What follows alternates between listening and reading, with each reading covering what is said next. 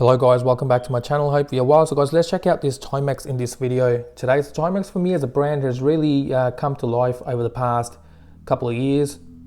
They offer some fantastic watches in their collection now. You can look at their Q range of watches for that matter. I recently reviewed the Q Panda chronograph on the channel, a watch that I really liked and ended up keeping that watch for myself. There's long history and heritage behind this brand as well. Now, before we get into the review of this watch, let me share a couple of things that came in the box with this watch. So here is the warranty information. You get limited 2-year warranty. I think Timex is a bit light on the warranty side of things. In my opinion, they can easily ramp it up. For example, Citizen offers up to 5-year warranty here in Australia with a lot of their watches. Here's the information booklet, gives you information in multiple languages. You look at the hang tag, that is the price in Australian dollars. Here is the reference number. Now from memory, if you replace that J with a Q, you will get the US reference number, and the retail price in the US is about $89. Now getting back to this watch, I'm going to start off with the dial on this watch, because for me that is the most interesting part of this watch. I came across this watch about a month and a half ago when I bought it, and I looked at the dial. It really intrigued me, and I wanted to see this watch in the flesh. So here we are today. Now, the reason why this intrigued me was the close resemblance of this watch to Omega watches from their 1957 trilogy collection, the Omega Speedmaster 300 and the Omega Railmaster. I'm going to use the Seamaster as a reference for this video. I'm going to point out those similarities right now that this dial shares with that watch, and those are the similarities that I've noted so far. So you look at the this retro orange color of these markers, that matches up really closely with the color of the markers on the Seamaster as well, the Seamaster 300. Yes, on that watch, all of the markers are in a kind of a triangle shape. On this one, you get two different kind of markers. You get triangles at 12, 3, 6, and 9, and stick markers for the rest of the dial. Arabics at 12, 3, 6, and 9. Again, very similar to the Seamaster. No date on this one. Again, that matches up really closely with the Seamaster as well. Even the shape of these hands, even though they're not identical to the Seamaster, but they match up really closely with that watch. We have a lollipop seconds hand on this one. We do have lume on all three hands. We'll check the quality of the lume shortly. Timex printed underneath 12 o'clock, standard water resistant 50 meters above 6 o'clock there. Now the seconds hand unfortunately doesn't hit all of those markers really precisely. Let me give you a bit of a close up on that. So here you go. It is missing those markers, so that is a bit of a disappointment and quality control issue. We do have Timex's Indiglo on this watch as well. So let me kill the lights, and we'll do a quick lume and Indiglo check. So here you go. So lume on all three hands. Yeah, not the best quality lume, but it's okay for a watch like this. And the Indiglo functionality really makes up for the lume anyway. So here you go. Absolutely love this functionality, and this can come really handy, especially when you're out and about in the dark. Adds a lot to the legibility of this dial, helps you in the dark to tell the time. So guys, yeah, I really like Timex's Indiglo function. I think they should offer this on all of their watches. Now let me turn the lights back on again so we can look at the rest of the watch.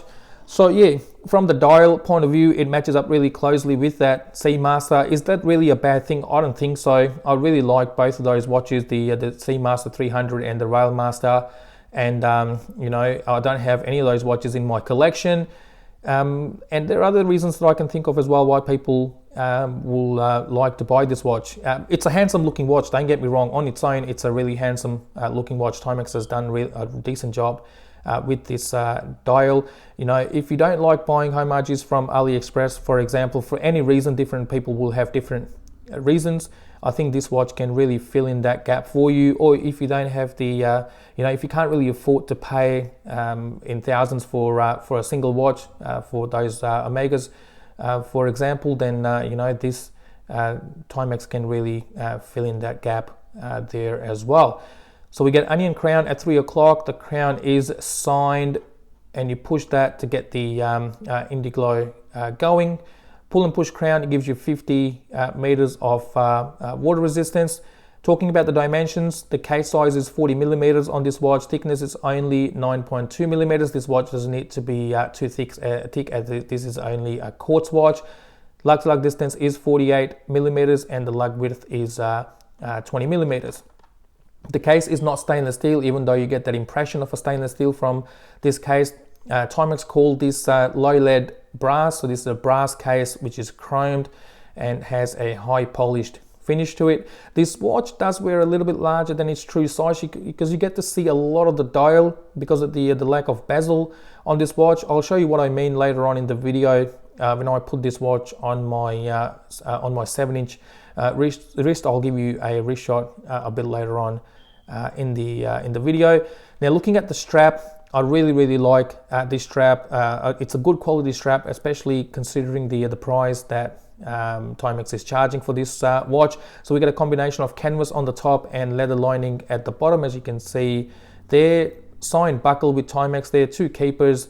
This lining is really straight. It matches up with the dial really nicely, and you get a quick release option as well. So in case if you don't like this strap for any reason, or you want to swap this out for something different, that quick release option will definitely help you in doing that. And this 20 mil lug width will give you a lot of options out there as well. Now, looking at the case back, let me just give it a quick wipe. So looking at the case back is stainless steel, unlike the case which is brass. You get a lot of information there. You get Timex in the center, you get globe around it. You would have seen this on a lot of Timex watches recently.